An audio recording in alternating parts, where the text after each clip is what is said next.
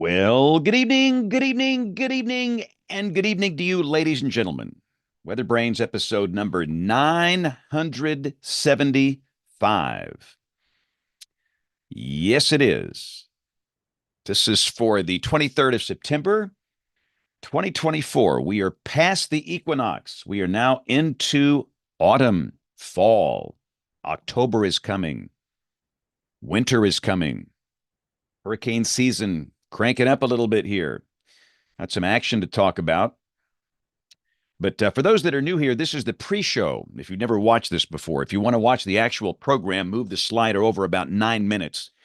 The pre-show, this does not make the audio podcast. And most people listen to this. They don't watch, but you do because you're here. And this is the time where we do three things. Primarily, we share very boring personal stories, humorous anecdotes, and from time to time, on occasion, we say some really outrageous things. So oftentimes the pre-show rivals the show itself and the excitement that's generated here. Got Bill Murray and a local do drop in somewhere. Not a local one. So let's see. It's Walla Walla, Sheboygan, Boise, Starts with a C, Charlotte. near an interstate, close to Atlanta. It's another word for business and trade. Commerce. Very good, James Spann. It's impressive. Commerce, Georgia. Wow. That's where I am. Interesting place to be on a Monday night.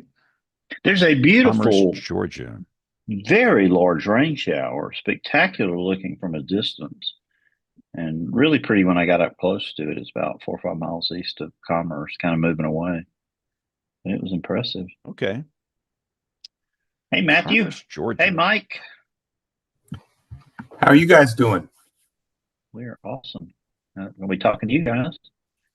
Y'all look like you're like in official places. Is this like the weather service? Well, Matt's in the audio is still connecting. I see Matt's in the office. I'm at home in Wow, that's impressive. in my office Library here. over there. Yeah. Yeah, we moved in to a newer house here in Indy last year, so it's nice Very having my nice, own very little nice. space. Are those all weather books over there behind you? What type of No, weather? there's actually some. I have a lot of history.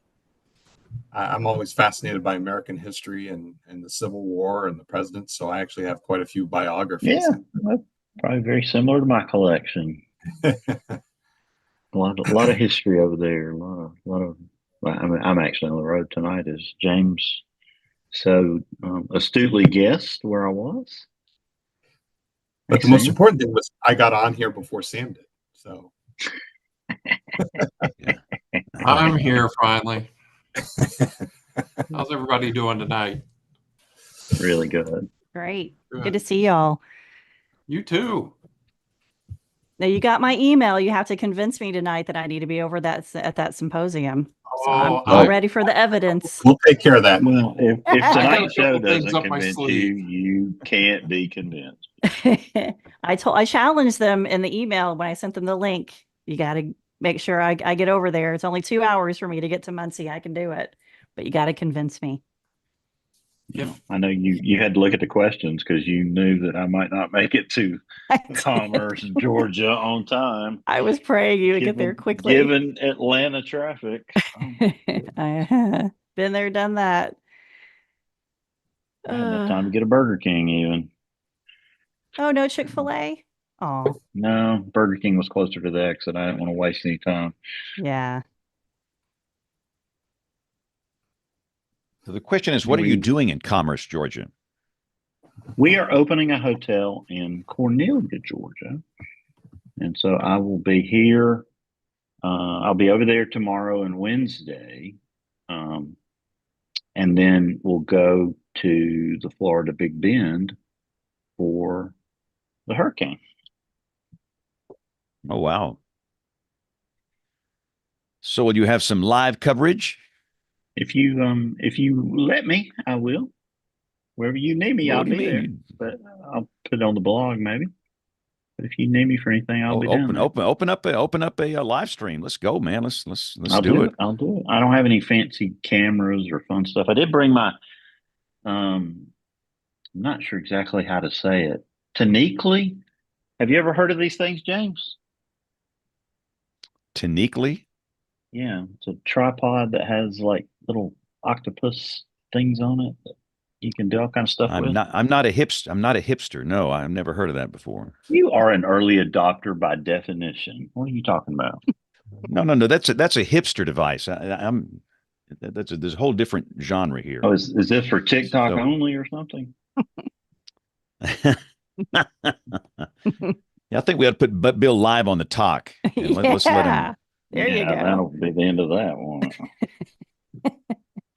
I don't dance, cuss, or what's the other thing you have to do, James?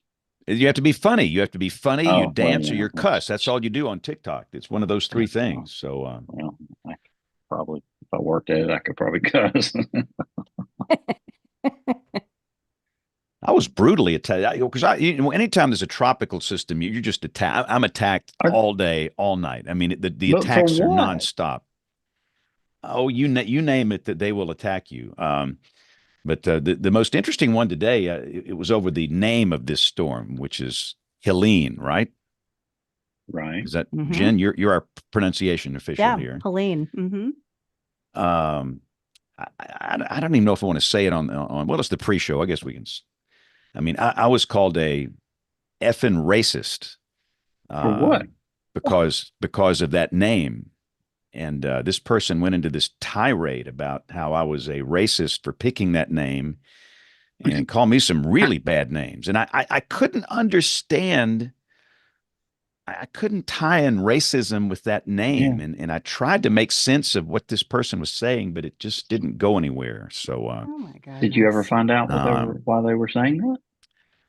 and I've searched, tried to see if it's offensive to somebody, and I can't see any evidence of that. So I don't know. Just it is what it is. Well, just get JB to go What- over there to our all-powerful radar and direct the most powerful thunderstorm in the United States over their house. How about that? One guy, and again, I consider the three types of people that attack you. They're in three categories. They're haters, they're trolls, or they're know-it-alls. And typically for a landfalling hurricane on the Gulf Coast, it's more of a know-it-all problem, where they know more than you or the Weather Service or the Hurricane Center. And this guy, he said, I was going to kill millions of people with my rhetoric. And I had to look up rhetoric to be sure I knew what that meant. But this guy said that any idiot could see that this was going to be a Category 5 that's coming into Gulf Shores on Friday. And because we're telling people it's going to be east of there, we're going to kill hundreds of thousands of people and the blood will be on my hands. Oh my god. We still got time for contraflow. If you guys could walk a mile in my shoes, it's No, always I can't. interesting, during weeks like this. Just let us have the keys to your social media for about 3 days, and we'll fix all these people for you, James. No. If that's the No. case, your Maybe head the would end of your explode. social media, but I lose a few million followers. But there was an organized camp. Oh, sorry, Yeah, they were on our they- page today too. Yeah. Yeah, they're drive-by haters. They hate everybody. You know, they don't. It's not just me. Trust me. They hate all of you too. They just don't know quite how to get to you. I'm the easiest guy to hate on. well, I don't So, look and at welcome it, to so our they can hate television all they want, audience. and I would never know it. We are at the top of the hour. It is 7:00, and we will discuss the tropical situation for those watching on the local television side. But it's hey, it's Monday night. It's time for the Monday night weather party, which is WeatherBrains. And the hurricane landfall is not tonight. It's not tomorrow. It's Thursday. So we'll talk about that later in the show. But we got to do some weather dweeb stuff here. So let me record track number 1 and track number 2. And here we go in 5, 4, 3, 2, 1. You're listening to WeatherBrains. They're kind of a big deal. Kind of a big deal. Hello, WeatherBrains, episode number 975. This is the weekly show all about weather. We've been on the air since January of '06. We'll be celebrating our 1000th episode next spring. We might not be the best podcast in the world, but by golly, we're the oldest weather podcast in the world.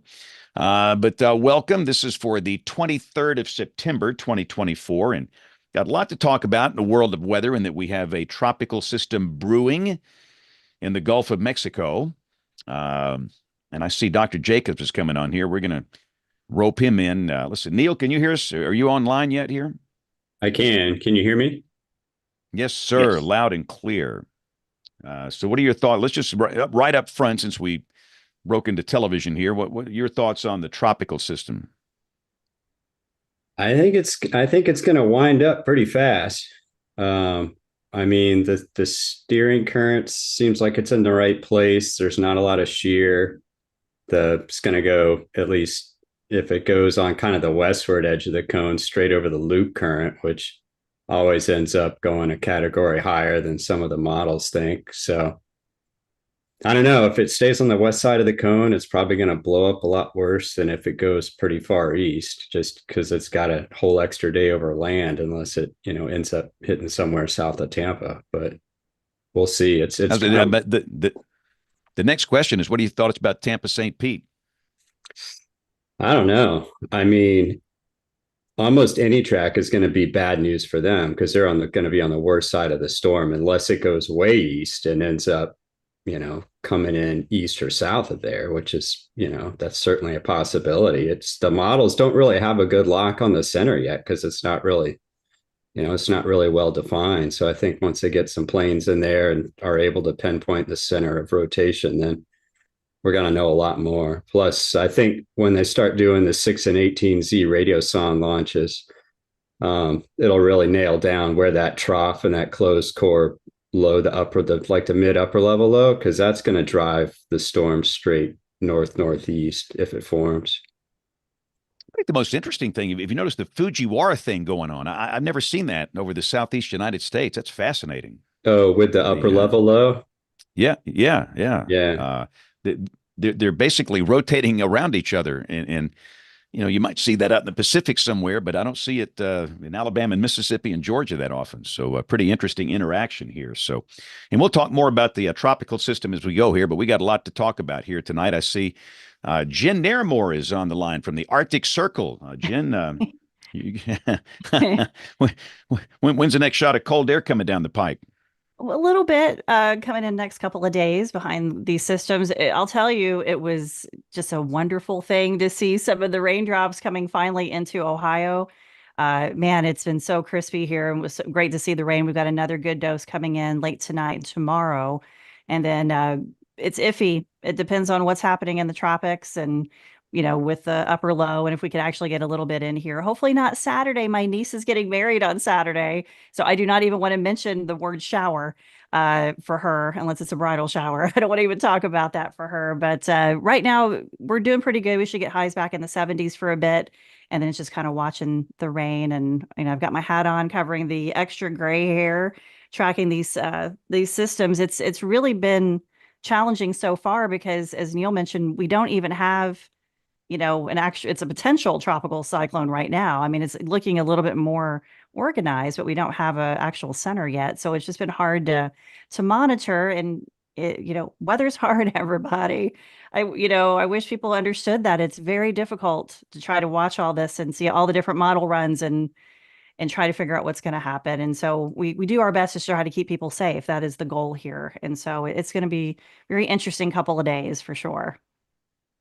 Yeah, and it's hard, for the models to initialize a system that hasn't even formed yet. I mean, how do you do that? So I think, like Neil says, overnight tonight, we should have maybe a decent core, and we'll get the balloon launches in and the Hurricane Hunter data in. And I think tomorrow we'll have a much better feel for ultimately what's going to happen here. But let's work our way out west. James Adelot, the Silver Tones of Tulsa, Oklahoma, the Elvis of Tulsa. James, what's on your mind? 68 today in Tulsa with a little bit of light rain. I think this is the coolest day since May 5th in Tulsa. That's 141 days, and you bet we were counting. Wow. 68. Wow. We did, I think, 92 here today. So we're still in kind of a little heat dome, but we'll be in the cooler air later this week. Man, that set looks so good. It almost looks fake. For those that are listening, James is outside on his veranda. Is that a veranda or a loggia? What do you call this thing? Patio. We actually were doing Yeah. The OU Tennessee game did not turn out quite as well as we had hoped. So we quickly pivoted into making s'mores on the fire because Saturday night was fantastic here.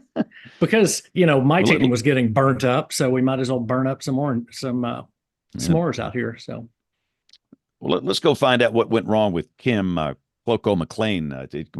Kim, what happened to OU Saturday?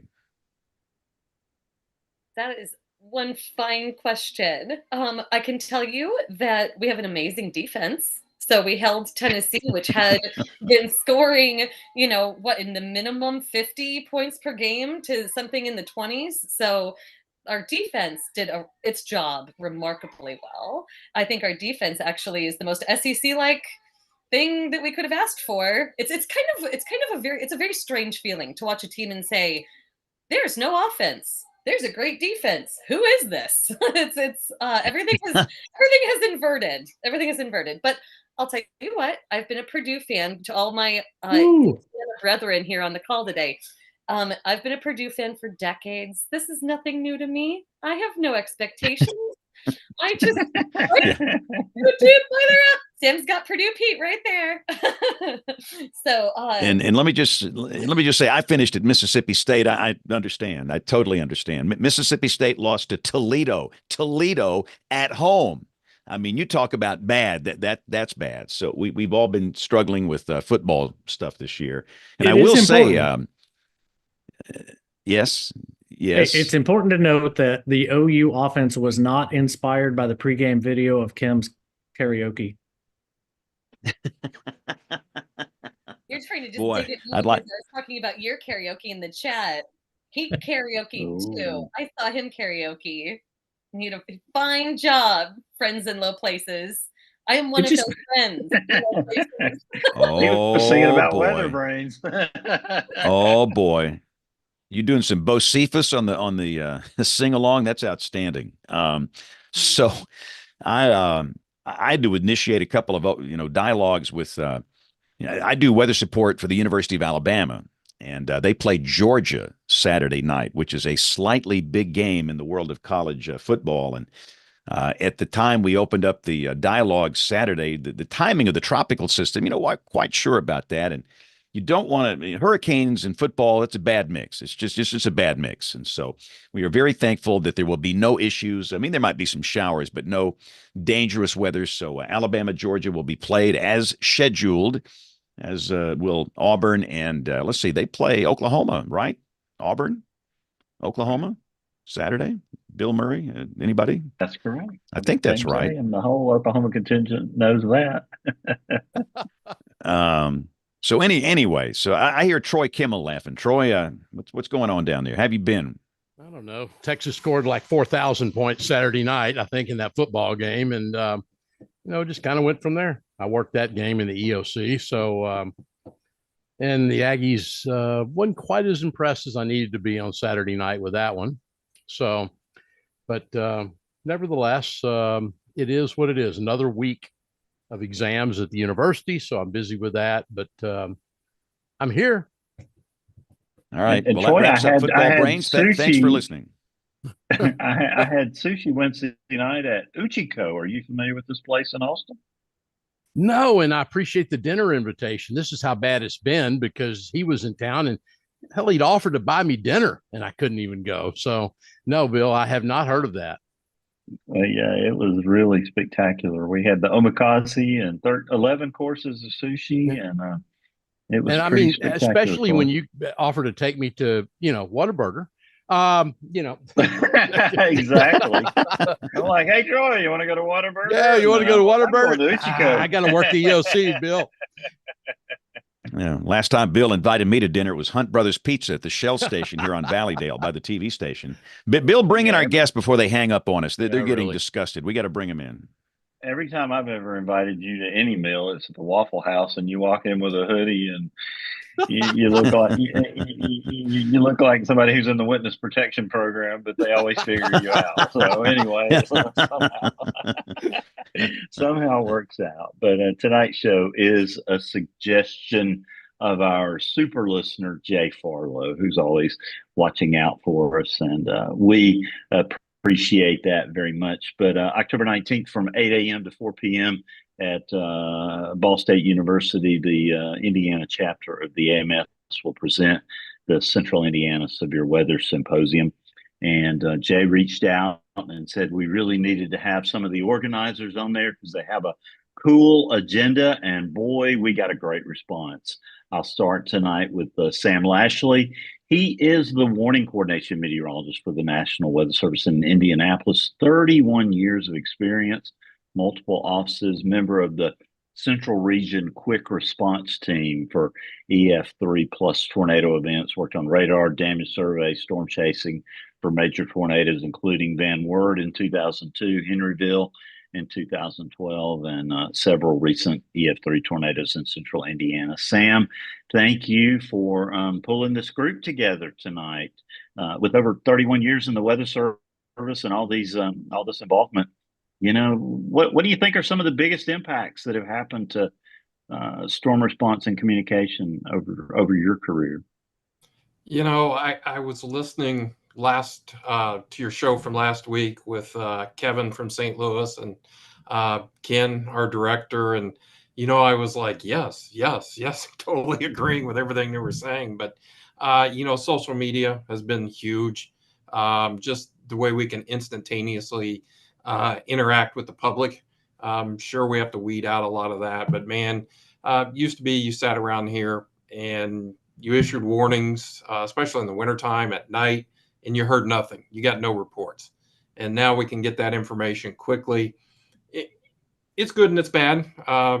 Mike's probably smirking because we had a very short track, 10-yard wide, 30-yard long EF0 tornado. Ruled it a land spout because reflectivity was basically 35 dBz, no rotation, and we're being slammed for not calling it a tornado. Land spout is a tornado. So, you know, like James said, these interesting people on social media. So you wade through that. We've got plenty of good reports. And then, like Kevin was talking about, our partners, man, I just got a call this afternoon. I'm setting up an outreach booth, and I get a call from the acting director of Homeland Security for Indiana. And he wants to know if he should let Task Force 1 from Indiana go down to the Gulf Coast to help be in place for this landfalling hurricane. So talked with Mike here, and we agreed, you know, their resources would be best down there if they opted to do that. We're not expecting too many impacts here. So that's the kind of relationship, you know, just called me. We haven't really met. He just took over a few weeks ago. But yeah, the partner interaction and social media, I think, have been the two things. And then artificial intelligence for the future. My gosh. Yeah, that's a whole nother show, as you all know. Yeah, we're going to have to do that. Well, Sam, thank you for pulling this group together tonight. I'll go ahead and introduce all the other guys real quick and ask them a quick question, and then we'll all kind of come back together. But you mentioned Mike Ryan. He's senior meteorologist at the Weather Service in Indianapolis. He's been there, or he's served since 2009. He started his career at the Wilmington, Ohio office in 1999. He leads public outreach and decision support through programs like Weather Ready Nation, Storm Ready, works closely with emergency management, the media, and amateur radio, and does a lot of other stuff, including heading Indiana State Climate Services team. So welcome to the show tonight, Mike. My question for you is, leading that public outreach and all these different programs like Weather Ready Nation and Storm Ready, talk about bridging that gap. And I know Kim wants to talk about a very specific event that you've done recently. So, Kim, what is that event? I don't want to steal your thunder. Well, maybe you guys can just. Maybe this is the opportunity to steal that thunder. Tim, why don't you take it away and talk about that? Because this is a great chance. Mike, take it from there. Just talk about, I mean, you can talk about some of those, the Skywarn Spotter program and the other programs that you've led. And then I think it'd be lovely to hear about something new that you tried. You guys had an intern this summer who had a sort of different background and helped you guys do something new. So tell us a little bit about another way to also think about doing outreach to communities, especially maybe considering our vulnerable populations. Sure thing, Kim. No, I'm glad you mentioned that. And thank you, Bill, for the nice introduction. I've been lucky throughout my career that I've been able to do a lot in the public outreach, the warning decision side. And as Sam mentioned, and you guys know as well, things have changed a lot in 25 years. And really, one of the most important things we do is getting a chance to be out and interact with the public, interact with our partners. You know, Sam talked about how critical that is, and there are so many different ways we can do that now. And I think that's what I enjoy. You know, building those relationships, which in turn builds trust with your partners. And when those big events occur, you know, I think it makes it a lot easier when you have that relationship built already to kind of sift through what we need to in that situation. Now, to your point, Kim, with what we did this summer, we had a La Penta intern, and she worked with Sam and another one of our meteorologists, Cody Moore. I cannot remember what her background was in. It wasn't meteorology. Sam knows. Environmental justice. Okay, thank you. And she came in and assisted us in building a workshop, building a lot of different literature and things that we can share with our partners about underserved populations, but also finding new ways to get that information to underserved populations. You know, the Spanish-speaking population is a big group. We've got a spotter presentation, a spotter talk that's completely in Spanish for those folks. We've been making sure when we send products out via our social media, different graphics, that we can send that out in Spanish. And Cody's really been the spearhead of that. And then, you know, just a lot of other partners that we found. And, you know, Sam, I think some of the different partners that you guys had, it wasn't just some of, you know, the different speaking folks, but also some other ones as well. Yeah, so big shout out to Kaylee. I mean, brought a whole new perspective, not the meteorological, the science, but you know, it truly fit her background. So she reached out to over 90 different organizations, many of which we never would have thought of. And we had over 60 responses, which is incredible. We had 100 people show up for our day-long outreach event. And it was refugee organizations, immigration.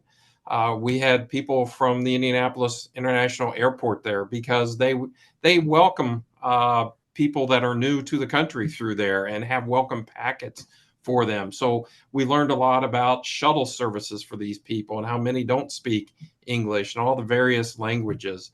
That's just a handful. The majority of the people at the conference, heat's their number one concern, except the refugees and the immigrants from, you know, warmer nations. They're like, heat, this is nothing. So interesting perspective there. And you have to remember it's so diverse. And then it's how do we tackle all of this? How do we message so they understand it?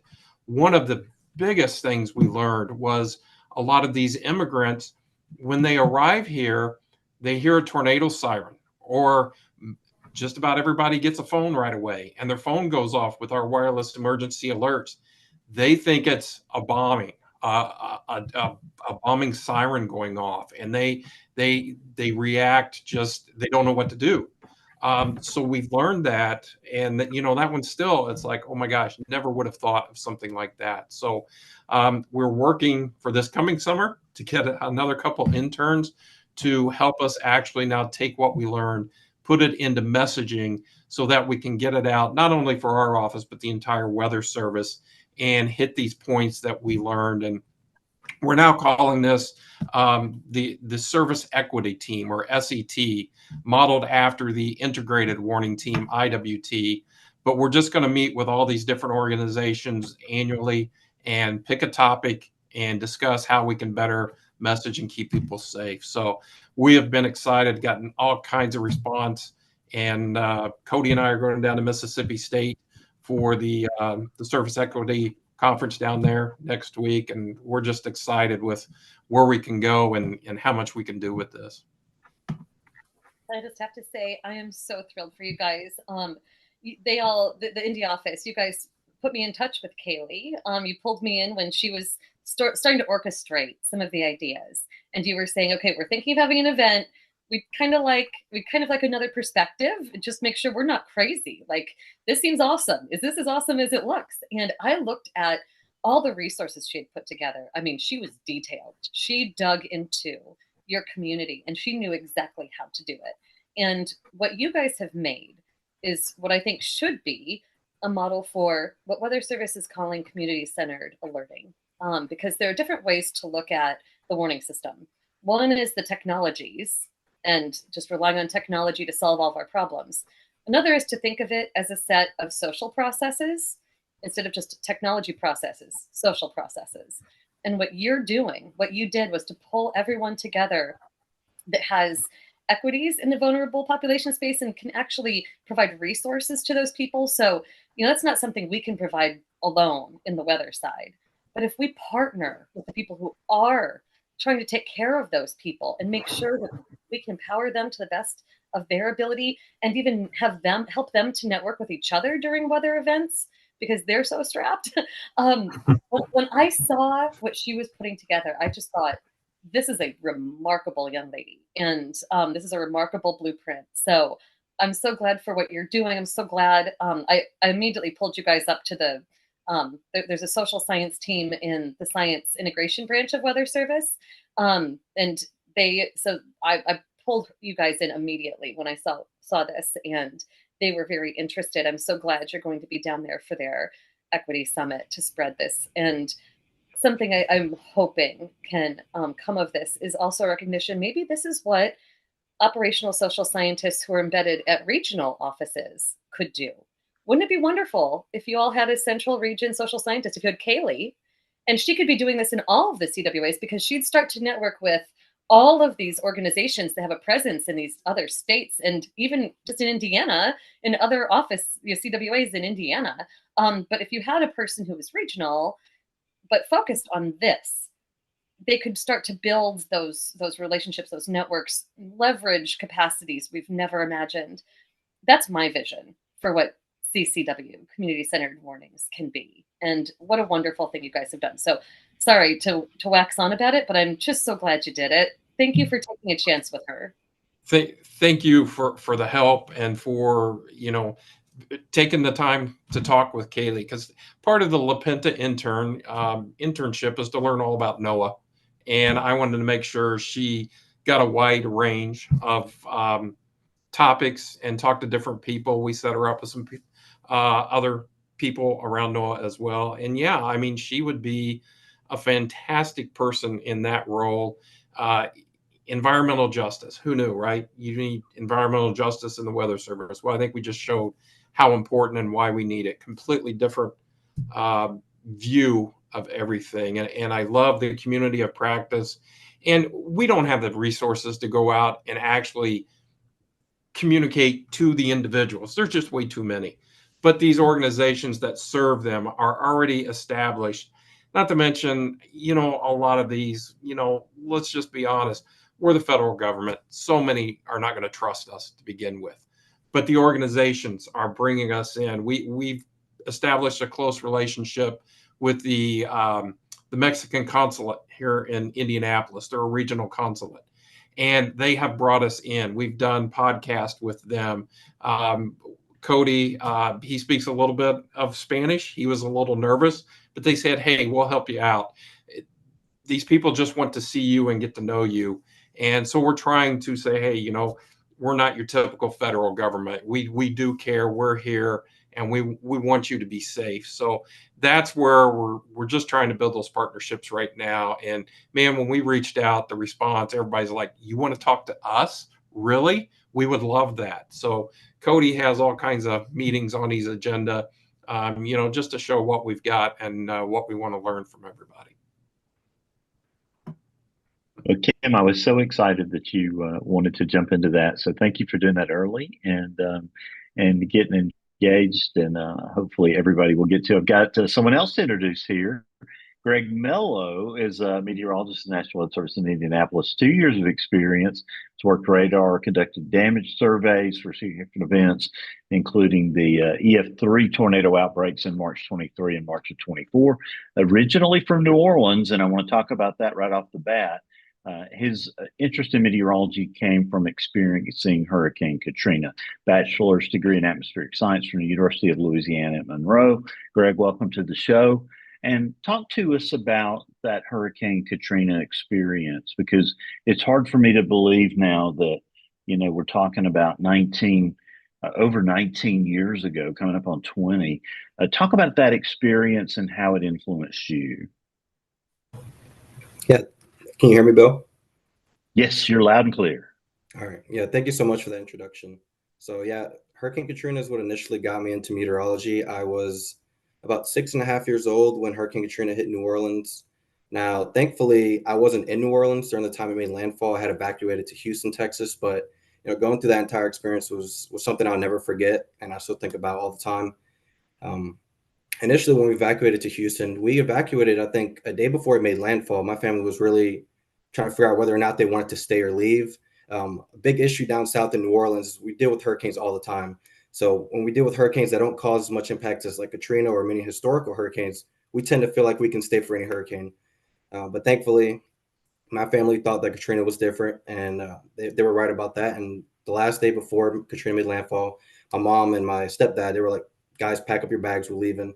And after we left, we didn't come back for 8 months. We weren't able to come back because we lived in the Ninth Ward. I don't know if you guys know much about New Orleans, but that was where one of the biggest levee breaches was.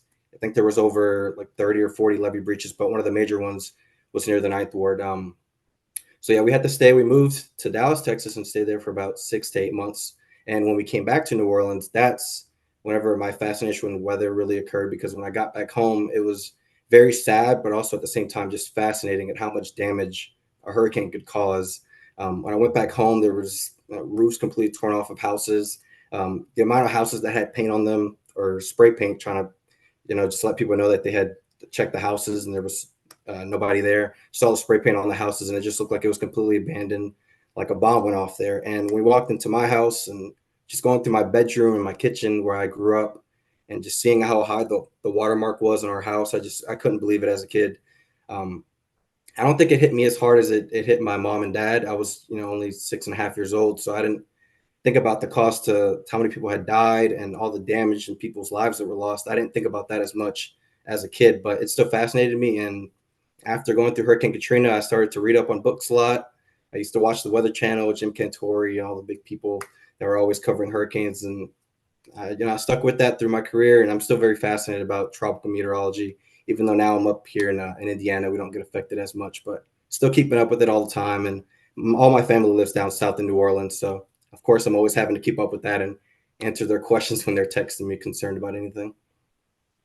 So what do you think, Greg, made the difference for your parents on that fateful Saturday that they decided to evacuate? What was the trigger for them? I think the big trigger for my mom is the fact that she was pregnant with my youngest brother.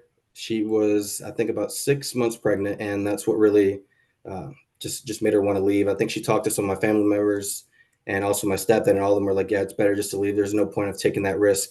And the reason they were really questioning it so badly is because Hurricane Ivan, the year before, we were really concerned about that hurricane, and everyone thought initially it was going to make landfall in Louisiana. So we were concerned about that hurricane, and we evacuated to Houston, and then nothing happened with Ivan. It ended up moving further east along the cone, and it made landfall in the Panhandle of Florida. So we had no damage with that hurricane. And so they were concerned it was going to happen again with Katrina, but thankfully they made the right decision and we left. No, I'm so thankful they did too. I know that had to be traumatic for you as a 6.5-year-old. And like many of us, that event shaped a career that will change lives. And I thank you for sharing that story. Thank you for being here tonight. Last but not least, tonight, I want to introduce Matthew Eckhoff, a meteorologist also at the Weather Service in Indy. Began his career at the Department of Energy site in Hanford, Washington in 2015. He worked there till he joined the Weather Service in 2022. His expertise includes severe weather mesoanalysis, BS in meteorology from Millersville University, graduate studies at the University of North Dakota. Matthew, thank you for joining us tonight and welcome to the show. Yeah, thank you for the introduction. Can you hear me? Yeah, you're loud and clear. That's awesome. So talk about severe weather mesoanalysis. What made you interested in that, and how do you get to apply those skills in this world of computers that we live in today? Yeah, exactly. So severe weather, I got interested, oddly enough, in North Dakota. It seems far enough removed from Tornado Alley, but it's still a part of the Great Plains. And coming from coastal New Jersey, where I grew up, thunderstorms happened, but they weren't terribly severe. Tornadoes were not really heard of that far east and that close to the coast. And being in plains, I would actually begin seeing, supercells and vicious bow echoes and squall lines and things that blew my mind as a graduate student. So I, went storm chasing a little bit with some fellow grad students and got really interested in severe weather. And from that point forward, I couldn't keep my mind off of it. But naturally, as it turns out, my first job was in the deserts of Eastern Washington, and I didn't see thunderstorms for nearly 5 to 6 years. And I got my chance again here in Indiana. We've had quite a few tornado outbreaks since I got here. Biggest one being 2023 last year in March. That one was fairly interesting as well, as you can imagine. Yeah, and applying that to what I do now, I just really like picking apart the atmosphere. It's almost like a puzzle to me. Weather, in my opinion, just doesn't just happen. It's a process, right? So it happens for a reason, and those reasons come together ahead of the event. And my goal is to watch it, see it happen, find it, and then predict it. So for me, it's kind of like a game. Can I get it before it gets me? And applying that to computers, in my short career so far, less than 10 years, the computer aspect of it is the modeling. The models have gotten actually really good, in my opinion, since I started, even in that short time. The number of different high resolution cams we have and all the ensembles, and then now we're getting into the probabilistic forecasting. It's really come a long way, and it really makes my job a lot more fun and easier too, which is kind of nice. Tell us a little bit about your job at the Department of Energy. Of course, Hanford's a very famous place, and what you got to do there and how you transitioned into the Weather Service. Yeah, absolutely. So it's if any of you history buffs out there familiar with the Manhattan Project in World War II at the race to build a nuclear bomb, that's one of the locations where they did some of that stuff. They built the first operational production grade nuclear reactor there, right there on the Hanford site. And they started throughout the Cold War produced the plutonium needed for the arms race during the Cold War. So that came to an end when the Cold War came to an end, and it was essentially a vast radioactive contaminated area, and they had to figure out a way to clean it up. So it's, I think, the nation's largest environmental cleanup project now. And the Department of Energy's goal is to kind of bring it back to its pre-war state. And my job there was to offer weather assistance to the contractors. It's mostly an operation with various contractors to the government, and I myself was a contractor there. I didn't work directly for the federal government at the time. So on a day-to-day basis, I would get, I don't know, maybe 15, 20, up to 30 calls throughout the day, in addition to my daily forecast emails that I sent out. And I would take calls, for instance, hey, I'm up in a crane, we're doing work on a building, it can't be 20 miles an hour today. What's your wind forecast? And just various stuff like that. And I really enjoyed that because I got to see my forecast used in real time and just got to hear the appreciative replies and things that the people who I interacted with gave me after I helped them out. And that at the time was before I realized it was called a Decision Sports Services. That's what the Weather Service here calls it. Kind of set me up for, going down that path here in Indianapolis as well. So it was absolutely a interesting and unique location, but it kind of molded me into my weather service, the version of me at the Weather Service. That is so cool. So now I understand the relationship to all those history books. Yeah. That's really cool. So, Sam, I want to talk to you for a second. James and I are children of the 1974 super outbreak, and that really caught my eye on the agenda for the symposium.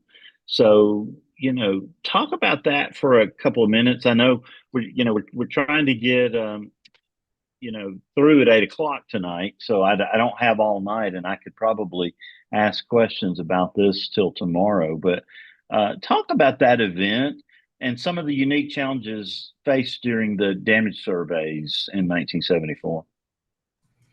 Yeah, that just, even to this day, it's a fascinating event. It's the event everybody compares every single tornado to still. Just like the blizzards in the late 70s. It's just a benchmark. It's the event, much like Greg, that got me interested in meteorology. At that time, I was about 5.5, and my grandparents lived in Monticello, Indiana. And if anybody knows much about the 74 outbreak, there's Xenia, Ohio, and Monticello, Indiana, probably the two most infamous cities or towns from that event. But a couple days after, we did the usual what you're not supposed to do. We got in the car and drove up there, not just to see the damage, but to check on their house that was on Lake Freeman up there. And vividly, I remember seeing a slab foundation and just basically a bathtub and a kitchen sink and nothing else. And that just stuck with me. It's like, my gosh, what could have done this? I really don't remember much else about what we saw. So that's just always, growing up just an hour and a half down the road, it's always been an event that's intrigued me. So after going to Purdue, Boiler Up, and having Dr. John Snow and Dr. Ernest Agee there, years later in my career in the Weather Service, went up there, did talks at Purdue, and when Dr. Agee, at one point, I don't even remember what, he gave our office at Northern Indiana, where I was at that Weather Service office, a box just full of documents and papers and eyewitness accounts. He actually went out and interviewed eyewitnesses, and he had them just draw what they saw. So some of these accounts have these just very interesting diagrams of people drawing what the tornado looked like and explaining what they saw. So these are my nuggets to get Jen over here to see this magic box and what's in it. So just stuff like that. I haven't even been able to go through it all. So I have kept that near and dear. We're currently, for the last year, been working with Purdue. Dr. Tanamachi up there had some students that is taking a lot of this material and scanning it in, digitizing it. But yeah, so in digging through that, I just came across so many interesting facts and tidbits, and I don't want to give them all away, but there's references from Dr. Fujita of an EF or an F6 tornado. Many people don't realize before the Fujita scale, there was the EPP scale, FPP. I can't keep my acronym straight. I work for NOAA. What do you expect? So just all of this historical information, the fact that at that time, multi-vortice tornadoes were just a theory from a lab and at Purdue. And this was the first event a TV cameraman from an Indianapolis station actually caught a multi-vortex tornado on video. And so that proved what was going on in the lab there at Purdue. So just all kinds of very cool historic documents. And, one more I'll throw out there. Does anybody know what Dr. Fujita actually called the event. You know, we have now we call it the super outbreak, but do you know what he actually called it first? Jumbo Okay, it's outbreak. jumbo outbreak. Yeah. And do you know why? That I don't know. This is the interesting part. 1974, the third day of the fourth month. So 74, 7-4, and you add the 3 and the 4 together for April and you get 7. So 747 jumbo.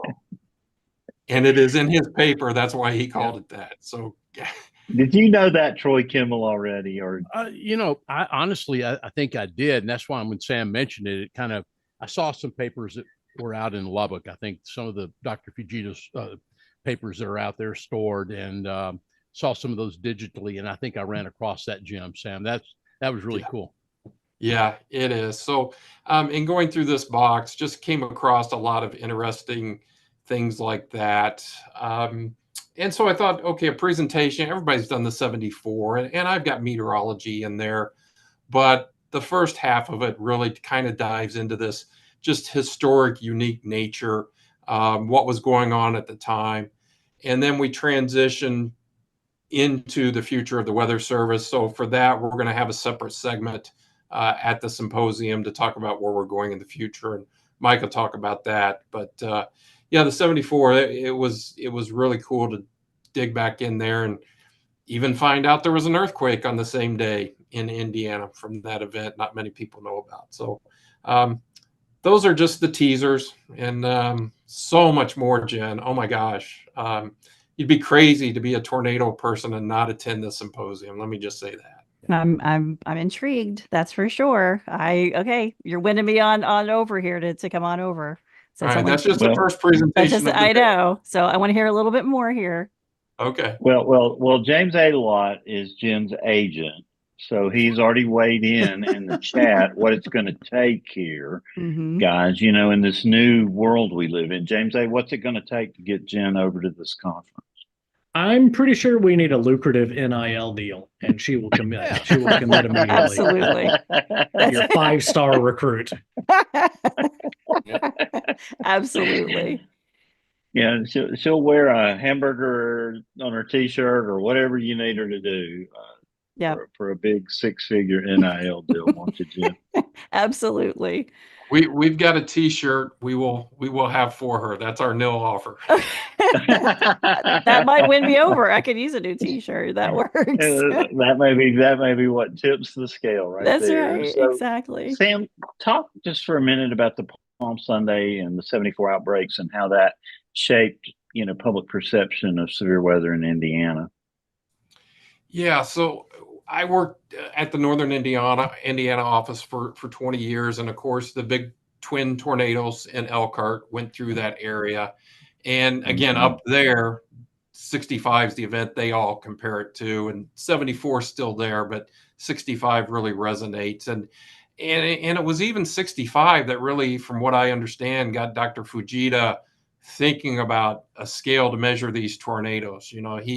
He really studied that twin vortice, the picture. I've got it back here on my wall. And, he wrote a great paper on the Fujiwara effect you guys were talking about earlier. And the fact that in just 90 seconds, it went from what the photographer's wife called it when she first saw this tornado, it looked like smoke from a fire, to the twin tornadoes to one giant tornado in 90 seconds. And I was able to talk to the reporter that took those pictures, his wife, in person, and she described that. And she said it was just unbelievable how fast that all transitioned. So, and then an hour later, another F4 tornado moves through just about the same area. And there was really very little warning. Obviously, in 65, there were no warning sirens out there. So 65 was sort of the event where ideas started flowing. And by 74, a lot of them were being implemented. Weather radio came about around the 74 time as well. So those two events just really shaped everything we do now, almost to the point, and Kim, maybe you could speak to this. you could almost argue we haven't made enough significant changes from those events to account for modern technology. We've taken steps, but have they been major steps like occurred after those two big events? And that's a whole debate probably that could be out there. But the weather radio, some of my colleagues say it's not a great thing. I disagree. What better way to have something to wake you up in the middle of the night, to have that extra protection out there? Yes, we definitely need to upgrade the technology. Ken Graham spoke to that last week, and we just need to build. We've shown we can save lives, save hundreds and thousands of lives with advanced warning, and those two events are the benchmarks. Skywarn spotter training, came out of that training our weather observers, and yeah, just so much. Hopefully, it's never forgotten. Yeah, Kim, did you mentioned that your mom actually experienced that outbreak? Did she get to see any of the tornadoes that day, or was she just impacted by the news coverage and the event itself? Saw the storms, and she might have seen the tornadoes, but she was at an angle to them, and she was a kid, so it was a question of what exactly was it that she was seeing. But from what I understand of the geography of the path and where she lived at the time, yeah, it's entirely possible she did. And I think that got her interested in weather. Yeah, and that went on to me. But yeah, being in northern Indiana growing up, that event was memorialized every year. We, around Easter time, we got it's whatever anniversary since Palm Sunday. What's interesting about those tornado outbreaks that you mentioned is in, especially the 65 one, there was a call to do more research on how are people receiving our warnings? Are they? And how are they behaving? How are they understanding it? We should have a social science survey that goes out, with a damage team to try to understand how this all works. It's interesting to see that in the 65 service assessment. So, Sam, you talk about there being so much impact. There was so much impact of these things early on and such huge advancements in those decades. And there are some advancements we're making now. I think they're just in another dimension that maybe hadn't seen as much attention, but did occur to people at the time, to also be significant, to be important. And it just so happens that that service assessment, to my understanding, what I've seen, is the first time something like that was ever mentioned. I just think that's really neat. That is very, very cool. Greg, fast forward us to March of 2023 and the March 31st event. Set the stage for us from a meteorology standpoint and the impacts in your area about that day. And then, Mike, I want you to talk about your office's proactive communications and coordination with the various stakeholders. So, Greg, you start off, and then Mike, you follow up. Yeah, sure. So that March 31st event of last year was a pretty significant event for us. I can't remember all the statistics that came out of it, but someone from our office pulled out some statistics. I didn't realize just how major of an event it was after working it, but I think that was the first time we had 3+ EF3 tornadoes in, I think, at least 20 years. Sam might know off the top of his head, but it was quite a historic event for us. And it was kind of played up in the news. Everyone knew it was going to be a big outbreak for a long time, for at least a few days out, because so much of the country was impacted by that event. I don't know if you guys remember, but the Storm Prediction Center put out a high risk, not only across the Midwest, but there was also secondary high risk further south near the Ozarks, just southeast of the Ozarks in eastern Arkansas into Tennessee. So it was quite a big event, and it impacted a lot of the country. But for central Indiana, that was a fascinating event, but also a very difficult event to work. I worked that event with I think 6 other people in the operations floor that night, and we were quite busy.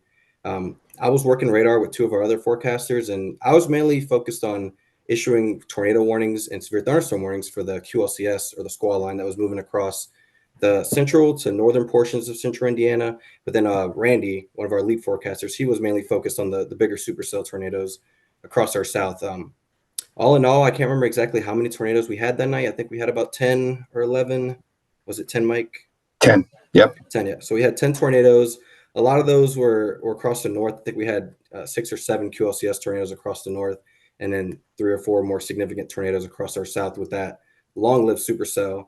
And working that event, especially as a newer forecaster, was scary, but also just very good experience for me.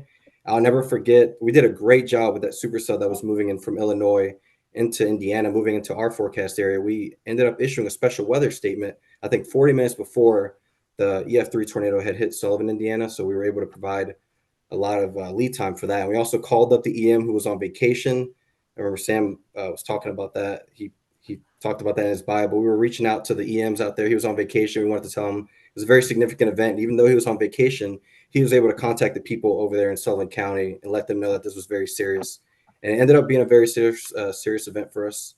But yeah, as soon as I remember Randy was looking at that supercell down there, I wasn't able to pay attention to it because I was so focused with the QLCS. But whenever Randy, who's a lead meteorologist and has worked in Norman and some other active offices, whenever he said this is going to get serious, I got pretty scared, not going to lie, that night. But it was a very good experience for me, and I was very happy to help out that night.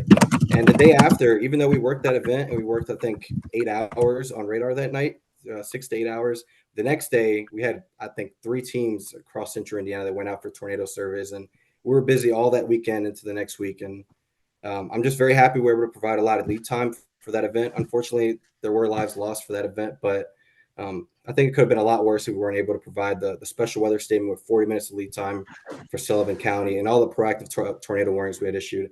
I think every single tornado warning that we issued that night provided good lead time, and we didn't miss a single tornado that night. So I just want to give huge congrats to our office. We did an awesome job for that event. No, and I'll just add, Greg really did a nice job describing that. I actually was not working during the event, but was involved in the lead up. And he was spot on, Bill. You know, you were talking about how we interacted with our partners and letting them know. And I think as early as Tuesday that week, it was a Friday night that occurred. It was as early as Tuesday, we started to ramp up our messaging via social media. And then as we got closer, besides sending out emails to our partners with briefing slides, we did a conference call, gave them ideas on timing. And one thing that we've really started to do in the last couple of years is issue, and this speaks to what Matt was talking about earlier with the importance of the mesoanalysis aspect. We've started issuing meso AFDs. We try to do that every maybe 2 hours or so during an event. And for me, as one of the senior Mets in the office, when I'm thinking about who I need to have in the office for a severe weather event, after we're staffing the people that are going to be working the radar, my next thought is, okay, I need to get somebody who's going to be strictly handling mesoanalysis and can feed that information directly to the forecasters that are on radar so that they can focus strictly on the storm analyzing, but also get real-time information from one of our forecasters as to how the atmosphere is changing as those storms are moving in. And Greg referenced Randy Bowers, who I think several of you guys know from his time down in Norman and in Nashville prior. Randy and Matt both are solid in that role and really hammers home the importance of mesoanalysis in severe weather operations. But then it goes back to the whole thing of telling people what you know when you know it. And that's where it comes back to our partners. And so we mentioned what we're doing up to the event. And then during the event, we have NWS Chat 2 and Slack, and we can feed information to our media members and our emergency managers. We have the social media aspect. And Greg did mention about the special weather statement that was issued as the supercell was back in Southern Illinois. And that's an idea that was taken from what happened in Paducah the night of the Mayfield tornado, when they were issuing stuff back in Arkansas and said, hey, this supercell is going to be moving into the area later this evening, be prepared. And that was kind of the same general thought process as the storm approached the lower Wabash Valley. And just to expand a little bit further on what Greg mentioned about the emergency manager in Sullivan County. He was in Florida, and actually, we referenced, Kim referenced one of her good friends and classmates from her time at Purdue, Joe Neild, who was, he's one of our meteorologists, fantastic guy. And he made the call to the emergency manager to reach out to him. And in the process of sharing that information, the EM said, yeah, I'm not there, but let me reach out to my wife. Long story short, reached out to his wife, told her to take shelter. They were building a home, had her move into another location, and I believe it was their older home happened to be destroyed by the tornado. So essentially, that phone call started the process that arguably saved her life. And every time we see him, he's so grateful. And again, that just comes back to that component I mentioned earlier about building trust and relationships with your partners. That's the way to do that. And then that played on as we continued, and that supercell continued to produce tornadoes through the events that moved northeast into the area. So I agree completely with Greg. It was a massive team effort. From working many severe weather events, it's essentially controlled chaos in the operations area, and how well you control the chaos leads directly to how well the event goes. And when you pre-plan and you coordinate and communicate, the chances for success are much greater, and they certainly were that night. Obviously, loss of life and property, certainly tragic, but could have been a lot worse on Friday night after dark when a lot of people were asleep. Most of those tornadoes occurred after 10 p.m. local time. Yeah, I was going to add on to that. I was going to say the fact that we were talking to our partners and reaching out in weather service chat, giving them updates was especially important because this was a nocturnal event, which I'm sure James is no stranger to down south.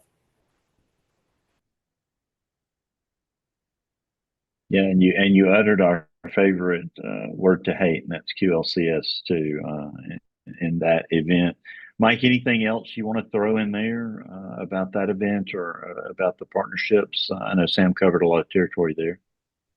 I don't know if there's anything more necessarily to mention. I will say one of the tornadoes that occurred from that same supercell about an hour after Sullivan hit McCormick's Creek State Park, which is near Spencer, Indiana, and that's to the northwest of Bloomington. So tisk tisk, I know to the Purdue fans here, but that was where two of the other fatalities occurred from that night. Three of them occurred in Sullivan. Two of them occurred at McCormick's Creek State Park, and it was due to folks that were camping. And I can't remember the number of trees that were lost in that state park from the tornado. I want to say it was over 200 that were felled. And unfortunately, as took them a while to get back into the area where the campground was, and they found that the two folks deceased, and they were aware of the severe weather potential, but unfortunately, I guess maybe didn't feel that they were in any significant danger. And that's always a frustrating component when you think about, we've done everything we can, or have we done everything we can to message that information? But I'll just add this.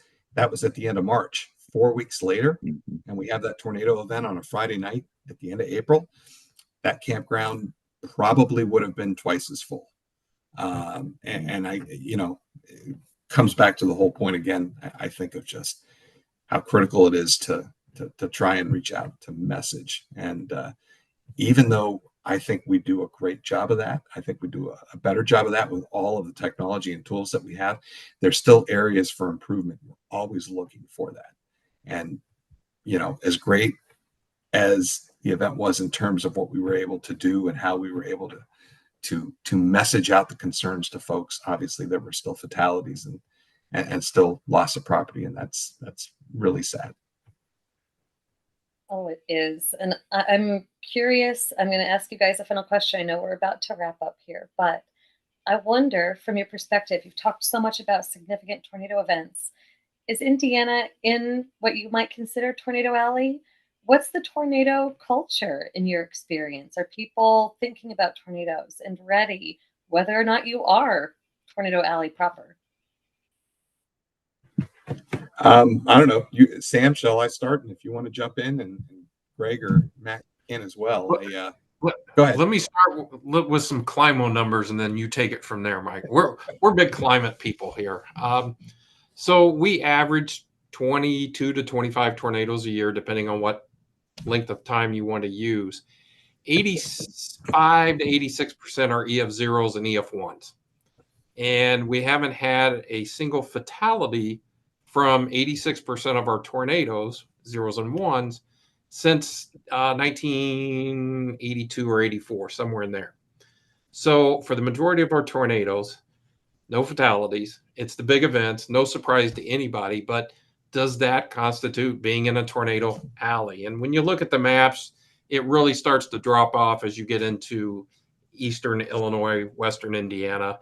People here think we're in tornado alley. I don't know if it's significant or not.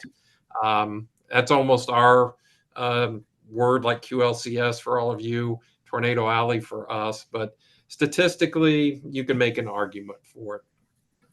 Yeah, and I'll just add, I don't know necessarily if you would say an alley, but I think when you do look at the climatology of tornado tracks, you can find areas where you see greater frequency in the data. Obviously, you have the normal, the standard tornado alley out in the plains, Oklahoma, Kansas, Texas. Dixie Alley has become more prominent. But when you look back at some of the data, there tends to be an alley that does come up the Ohio River. And, you know, Paducah and Louisville, Western Central Kentucky have been active. But even going back to Sam with the 74 outbreak, there were cells that were lining up with tornadoes right along the Ohio River, Brandenburg, Kentucky, Sailor Park, which was the only tri-state tornado of the event near Cincinnati. So is it a tornado alley here? I don't really know, but I certainly think that there's some climatological support for greater frequency in the area. Yeah, I think what you both said, I would agree with as well. I mean, majority of our tornadoes are pretty weak. And I don't know if you would consider it tornado alley or not, but I mean, here in central Indiana, we have years where we can go multiple years without any big tornadoes. But then since I've come into the office, I remember a few forecasters there were like, just know we haven't had any big tornadoes in a long time. It's been pretty quiet. And then, of course, as soon as I get there, the office has been pretty active for the past couple of years. So we can go through active spurts, but then also times where we don't have significant tornadoes for a while. I think to be careful of having new forecasters come into the office, because that's where Joe nailed earlier. His first day in the office was May 30th, 2004, the day of the Indy 500, and there was a tornado that went 10 miles south of the racetrack. Like, talk about baptism by fire. I'm so sorry, Matt. I totally, Greg, your story just so resonated. You guys are you should just know, if you enter that office and they say it's been a while, be scared. Just be really scared. Yeah, I think I'm the bad luck charm, honestly. No, it could be me too, Greg. My first week at my old job at Hanford, we had the strongest sustained winds that place has ever seen, 72 miles per hour. And my first couple of years here have been same as yours. So maybe it's both of us. Maybe it's one or the other, but I don't know. Double trouble, maybe. And Matt, you're going to be talking at the symposium about the case study of the June 29th, 2023 derecho. Talk about that briefly, and then make sure that all of our listeners know how to get to the symposium website, how to sign up, what the registration cost is, et cetera, et cetera. Yeah, absolutely. I might actually throw the last part to Mike and Sam a bit. I don't have the links and stuff handy at the moment, and I'm not too involved with the planning part of that. But I will be giving a presentation, as you said, on the June 29th, 2023 derecho. That was an event last year that was pretty significant and substantial from about Indianapolis westward, especially through most of Illinois into the western half of the state. I didn't work that day. I was actually off, and Greg and I actually were sitting in a parking lot watching it roll in. We saw the big shelf cloud and the wind come through. It was pretty fun and fascinating from our point of view, mainly because we got to just watch it as weather nerds. But I want to at the symposium, I'm going to touch on basic, squall line and derecho conceptual models. Why convective allowing models, or CAMs for short, struggle so much with these systems. As large as they are, as large as they can be, I'm sure you've seen run-to-run consistency be next to non-existent almost with these things. They can either just kind of appear spontaneously and just plow through a large area. So there's reasons for that, and there's reasons why the models have a particular struggle with this. And I'm going to get into that and why there's such a unique forecasting challenge and how we can overcome those challenges and convey a message of uncertainty and, also certainty from a forecast standpoint to the public and to our partners when these types of systems threaten the area. All right, Sam, anything else you want to add from a planning standpoint for our listeners? Yeah, and Mike can jump in here as well with the final details. But yeah, we're going to tie everything we've talked about tonight into this symposium. We're going to have some information for underserved type groups. We're going to cover advanced spotter training, and we'll build that into these talks about these events that actually occurred, rather than just having advanced spotter training. And then the big one I'm looking forward to, we're going to talk about damage surveys, EF scales, how we rate tornadoes, and why that slab that you're seeing in social media is not an EF5 tornado. I'm really looking forward to that one. I'm going to have fun with that. So, Mike, real quick, if you want to give them details where to find the information. Yeah, I think probably the easiest way would be to go to our website, just weather.gov/IND. And we have a couple of bullets you can click on at the top of the page, and one lists the symposium. It'll take you right to the website. Again, the Indiana chapter of the American Meteorological Society is a sponsor. Greg is the president of that chapter. And I also want to give a shout out to the Ball State Meteorology Geography program led by Dr. Petra Zimmerman. They've been fantastic. One of the big things we wanted to do this time around, rather than having it in Indy, is going to the universities that we have in the area. We've got Ball State, we've got Purdue, we've got IU, and being able to interact with students. So we're going to have a session with posters done by some of the students, not just at Ball State, but other students, meteorology students, and even a couple of presentations as well. So it's going to be a lot of fun. We're looking forward to being in Muncie in a couple of weeks. Hey, Bill Murray, I'm surprised this thing still exists because, remember, who remembers Dan McCarthy here? Anybody remember Dan McCarthy? Absolutely. Tornado Dan, we know him. Yeah. Oh, yeah. So he called me up and said, "Hey, man, want you to come up here and speak at the Indiana Severe Weather Symposium." And so I took it down the tubes in 2018. Normally, when I show up, it's all over. So I'm glad the whole thing survived. But no, we had a great time, and that is a great event. So all of you WeatherBrains listeners need to attend this thing. Anything else, guys, before we got to take a break here? Anything else we need to plug? This is your big chance. Plug away. Go. I'll just say real quick, James, that we have 3 speakers from that 2018 event that are on the call tonight. Me, you, and Kim. So there you go. There you go. And that was the last time. That was the last time we were in person. So COVID kind of messed things up. We did a virtual one in 2021, but we're excited to be back in front of all of our partners, weather enthusiasts, spotters. Really looking forward to it. No, it's a great event, and you'll absolutely love it. So thanks, you guys, and whoever if y'all can stay, you're welcome to stay here. But we have to take a quick break, and we're going to hear from Tony Rice. We're going to come back with a little email segment, a special guest in the email segment. So hang on, much more to come as WeatherBrains rolls along. Looking beyond the atmosphere, here's Tony Rice with your astronomy outlook. Comet C2023A3 Chitchusan Atlas passes perihelion, its closest point to the sun, at the end of this week. Latest observations as of this morning had it about a magnitude 3.6, which is about 15 times dimmer than most of the named stars you might be familiar with, but it's getting brighter, a trend that is expected to continue even after it passes perihelion. This happens because the coma, which is basically the atmosphere surrounding the comet itself, grows.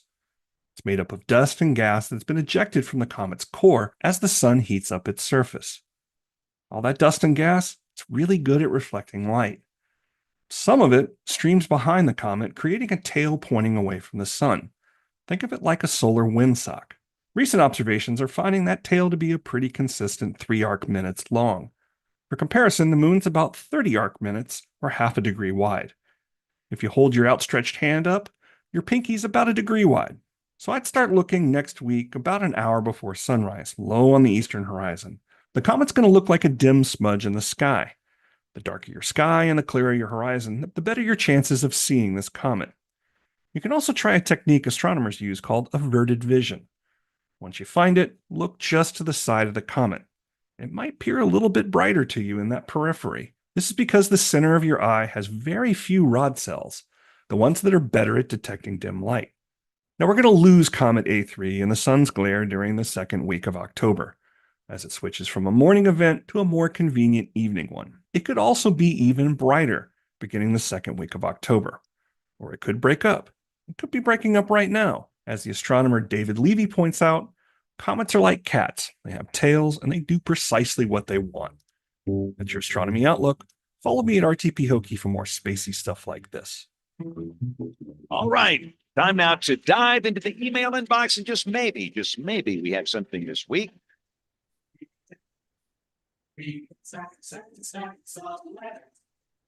We do. This email came in back in August 22nd, from Tom Webb, and he was talking about the flooding in Juneau, Alaska. And it was snow and ice that was collecting in Suicide Basin behind an ice dam. And the water finally finds a path through the ice, and the level in Mendenhall Lake and Mendenhall River increases quite a bit. And so I wrote him back and I said, thank you for bringing this up. And I looked up the website from the National Weather Service in Juneau about Suicide Basin. And then he wrote back and he goes, would you ever consider having somebody on from the Juneau office? Why, yes, we will. In fact, we're going to have Jeff Garman on right now to talk to us. He is the meteorologist in charge, and he's been on the show twice before, episode 311 in 2012, and then also back in 2020 on July 6th. Jeff, welcome back. How are you tonight? I'm fine. Can you hear me okay? Absolutely. You sound beautiful. Good deal. Before we get Gotta to stretch that tin can a little harder from Juneau. I know you're so far away from us. So before we get to the answer to our question tonight in our email, tell us a little bit more about how you're doing. What's the weather like in Juneau? Well, today, typical of our fall pattern that we usually see this time of year, this is our rainy season. Juneau sits in the world's largest temperate rainforest. So, as you would guess, it's raining and it's about 55 degrees. Okay. So, yeah, we're doing okay up here in Juneau. We had about a little over 300 homes affected by this glacier outburst flood that happened.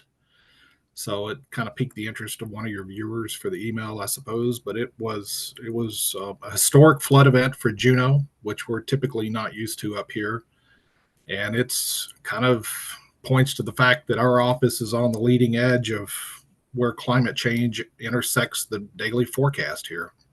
So I guess let's just go ahead and get into it. Talk about this process and what exactly is going on, and what causes the flooding. And then how did this event compare to any other events? I guess there was one, 2011 is when the first event occurred. That's right. So talk a little bit more about this process. So the first time this happened was 2011, and we noticed a significant rise on the Mendenhall River in the lake. And at that time, we didn't have a gauge on the lake to tell us what the height was. And all we knew was the river was coming up and it started to overtop the banks in a few places. And we had no idea where all this water was coming from because for days it had been sunny, which is a little unusual for Juneau to go like a week or so with sun. But it was sunny. There was no rainfall within hundreds of miles of here. We didn't know where this water was coming from. And working with researchers from the University of Alaska Southeast, we had a glaciologist who reached out to us and said, this water is coming from the glacier. And because the glacier has been retreating for the last, I don't know how many hundreds of years, it is the upper part of the glacier has a section called Suicide Basin. The ice had retreated there, and so it left this huge area for a lake of water to form from the ice melt each summer. And so what happens is during the summer, as the temperature is warm at elevation, 4,000, 6,000 feet on the Juneau ice field, all this water starts to come down and it collects in Suicide Basin. Well, Suicide Basin kind of butts up next to the main part of the Mendenhall Glacier, which snakes its way down to Mendenhall Lake. And anybody that's visited Juneau that's gone out to see the glacier here, that's where you go to is Mendenhall Lake to see the glacier. So that water was dammed up by the glacier, but each year it has found a way to find a fissure to get out so that it starts to drain. Some years it drains faster, some years it drains a lot slower, some years it comes out in 2 or 3 big spurts and it has no impact. Unfortunately, for the last 2 years, they have both been historic record level floods, and it has now gotten to the point where it's really affecting a lot of homes in Juneau. My house took 3 feet of water in the lowest level from this flood. So you think the weather service guy could choose a little better where to buy a house. But my house was in flood zone X. You know, it was outside the 500-year floodplain. And so now we're getting water into homes that historically we didn't know. And that started last year and it's happened again this year. So what happens is that fissure happens and we start to see, because now we have detection devices up there on the glacier to look at Suicide Basin specifically. We started doing that back around 2018 and it's gotten much more the flooding has got a lot more prolific over the last 3 or 4 years. And so now it's something the community is very much attuned to, and the federal government's also attuned to. We've got the U.S. Army Corps of Engineers coming in to figure out ways to help us mitigate this now. So talk about, on your website, you have some camera set up, right? You guys We do. Yeah, Well, that was interesting to watch. Yeah, the USGS placed cameras up there so that our forecasters would be able to see what the level was and how fast it was rising. And typically it'll reach somewhere around 1,380 feet or so. And then all of a sudden, the hydrostatic pressure at the bottom will punch a hole through the ice and it'll find its way out, and it can come down rather quickly. And also on that, you'll find the laser. We have a laser that points down to the water surface and tells us how high the water is in the lake up there at Suicide Basin. And if you go back and look on the USGS site, you can see how that suddenly drops and now it's filling back up again. Unlike most years where we have a big release sometime, say July or August, and then we have several smaller releases through the rest of the year, now it's building back up to a larger release. And we're concerned in October going into November, we could have another release. We don't think it's going to be historic or as affecting as many homes as it did before, but there could be impacts with this that are fairly significant. Some homes could be affected. Jeff, Troy Kimmel. Hey, Troy. Hey, Jeff. This is, I get a feeling you can't really answer this because it depends on how that water finds its way out. But Jeff, what kind of lead time would you have on this if you have anything? Well, we have worked with our River Forecast Center with glaciologists, Dr. Aaron Hood at the University of Alaska Southeast and his postdocs. Jamie Pierce with the USGS has helped us as far as the monitoring goes.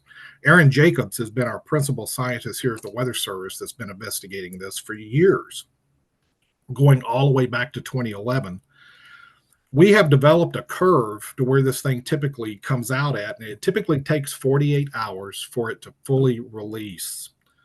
And so most years we've only seen about anywhere from 50 to 60% of the water up there release. This year it was about 98% that released. That's what makes it a little different. Last year and this year was different. We get about a day and a half warning when we start to see the lake at Suicide Basin overtop the glacier, that we know that it's about to release. When we start to see that overtop, that's usually the tip-off that it's about to turn loose. The pressure on the ice will be such that sooner or later, within a week, it will find its way out. Okay. Well, so initially we get about roughly a week when we see the overtopping starting. And then once we get further along, we start to actually see the drop on the cameras and on the laser. We get about anywhere from 36 to 48 hours. So is this would be more of sounds like a river forecast center, more of a river flood warning rather than a flash flood warning then, correct? Yes, although We don't understand the dynamics of a glacier. Now you got meteorologists talking to glaciologists. Yeah. And we're talking about something that doesn't happen around the world. I mean, we are the only forecast office dealing with this in the country. Yeah. And could we see a catastrophic release? We do, but our glacier is different from other places in the world where we've seen catastrophic releases where there's a moraine that cuts loose. The rocks and the gravel that a glacier leaves over creates a dam. We've seen that release in places like Pakistan a little more quickly, a little more catastrophically. Our setup's different. The glacier still acts as the dam. And so we think we know what it's going to do, but we're in uncharted territory here. Like I said, this is, I mean, you're talking to a guy, you know, we were talking earlier on your show about the 74 super outbreak. I was 6 years old in Northeast Alabama when that went down. And that's kind of what set my feet on the path to meteorology.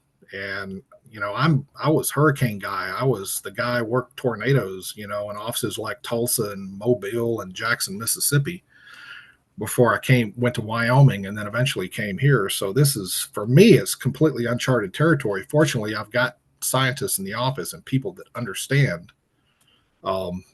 this, and we at least have a little bit of idea about how it should typically behave.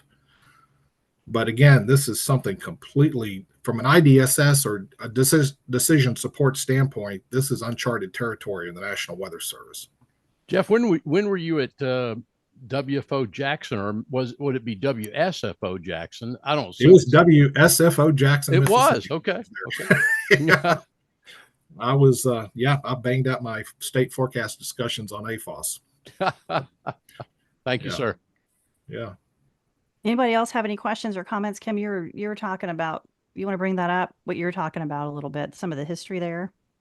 Oh, sure. Well, I think that it'd been very long ago, in the last ice age, that the Wabash Valley, where in northern Indiana, where Purdue is, there's like one big hill, and part of what formed that, I think, was a big ice dam release or a moraine release, and that it's just so interesting because it's something I think about in the context of, oh, well before me, like this is, you know, ancient history, and like to know that this is happening on our planet now, and like the scale of those changes is huge for humankind to be experiencing it.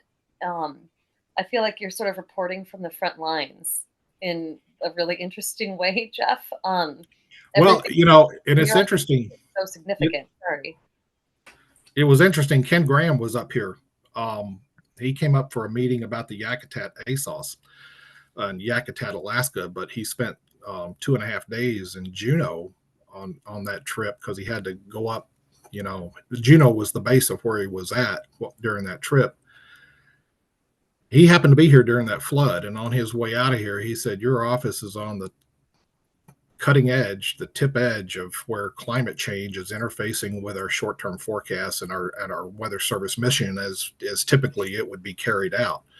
That's very true. This isn't the only thing we're dealing with. We're also dealing with an increase in heavy rain events because our atmosphere, you know, we have warmed a little bit here, and we get more rain here than we used to, and we tend to get a lot heavier rains sometimes. Well, that's helping to contribute sometimes to landslides in Southeast Alaska. And so we had a big slide in Haines back in 2020 that killed some folks, and we had a big slide in Wrangell here last year that killed some folks. And we just had another slide in Ketchikan that killed somebody. And, you know, we don't issue tornado warnings typically. I did issue a special marine warning earlier this year because I just happened to be on the forecast desk and I remembered from my days in Mobile how to do that. But it's not typically something we do here. It's this type of thing that you find Alaska offices fighting. It's just completely different. And what is your average annual rainfall in Juneau, Jeff? Oh, geez, it's just shy. I'd have to look it up. It's changed a little bit in the last few years. I think I want to say around 100. maybe. I'd have to look it up. Wow.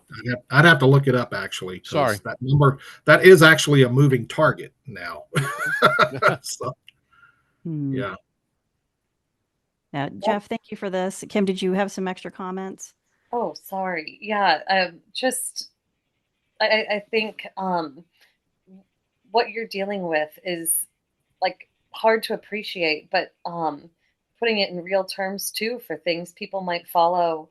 A lot has been changing, even in like the cultural events you guys have celebrated there for hundreds of years. I have a friend who runs the Iditarod, and you guys haven't finished in Nome.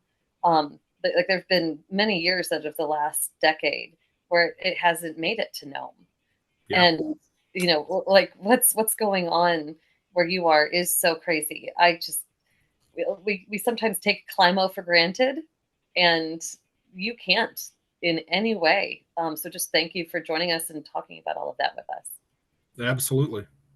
Yeah, we appreciate it so beautiful much. Juneau. Come visit beautiful Juneau. It's America's most beautiful capital city. So. Well, that's a good plug. I like that. No, we appreciate you, Jeff, being on here, and that was just fascinating.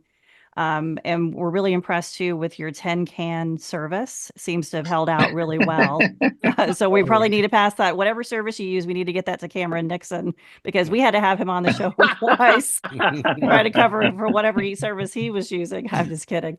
No, Jeff, we're so glad to have you on here. And folks, please send your emails.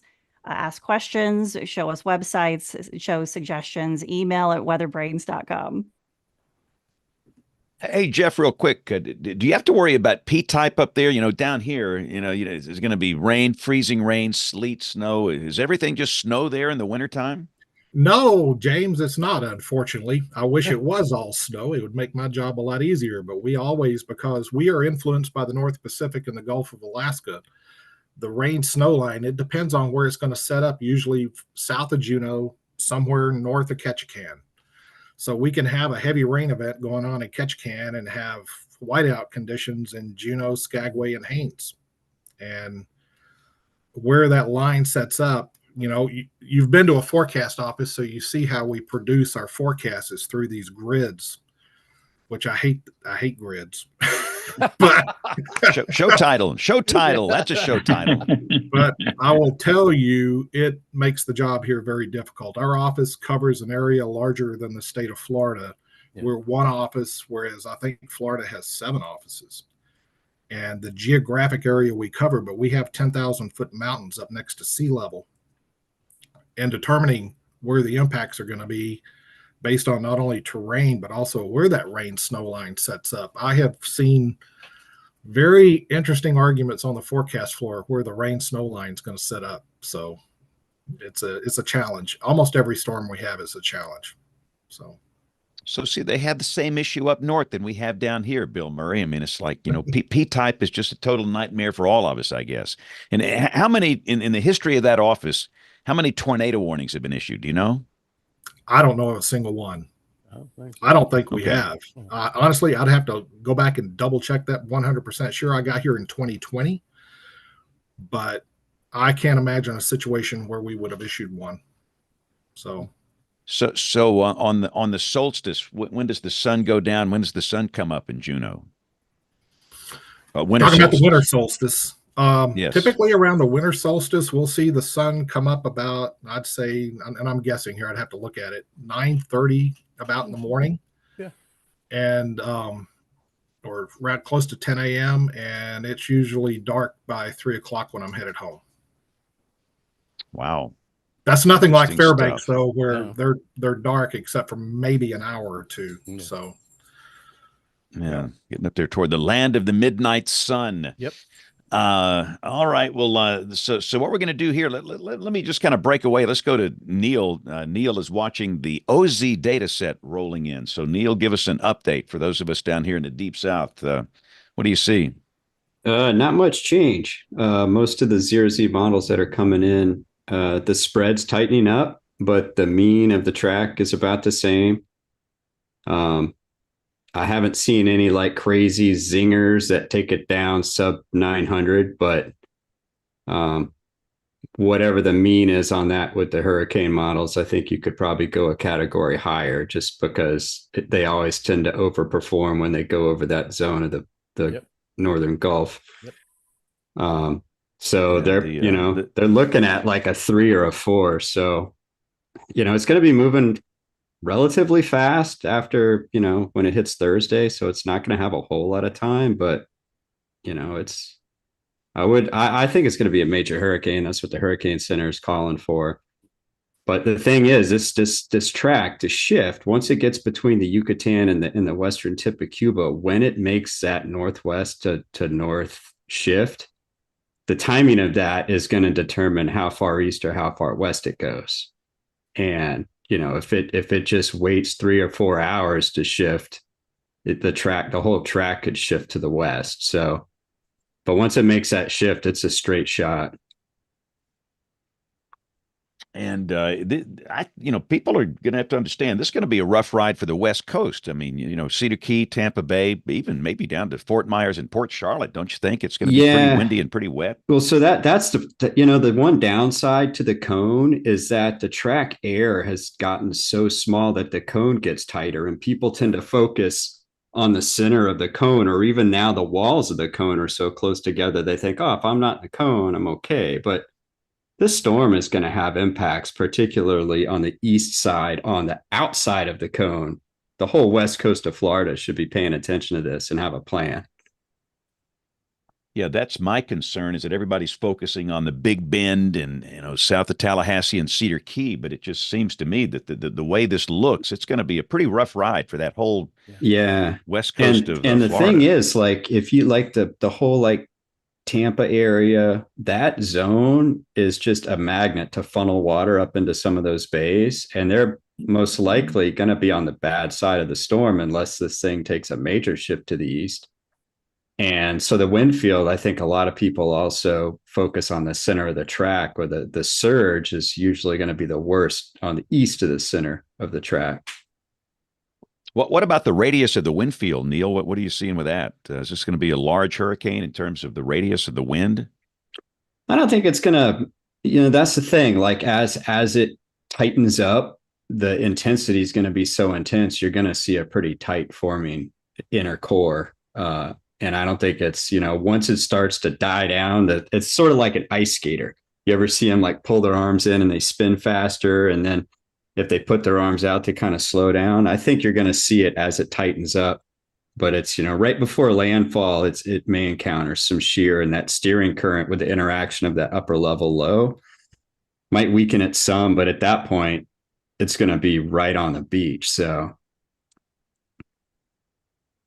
it's going to be an interesting week of weather watching and landfall. Neil, what do you say? Thursday evening? Yeah, I think it also, this is another thing to keep an eye out for, because if the track goes as projected right now, it looks like a mid-afternoon, early evening Thursday landfall. But if it shifts east, it can make landfall a lot sooner, because the west coast of Florida is oriented north-south. So a shift east, it can make landfall, really early Thursday, or potentially, even really late on Wednesday, depending on how far east it shifts. But there's not a lot. The last several cycles of the model runs have been pretty consistent. Like the fact that this hasn't even formed into a vortex with a defined center, and the spread between the GFS and the Euro and the ensembles is this tight, is kind of wild.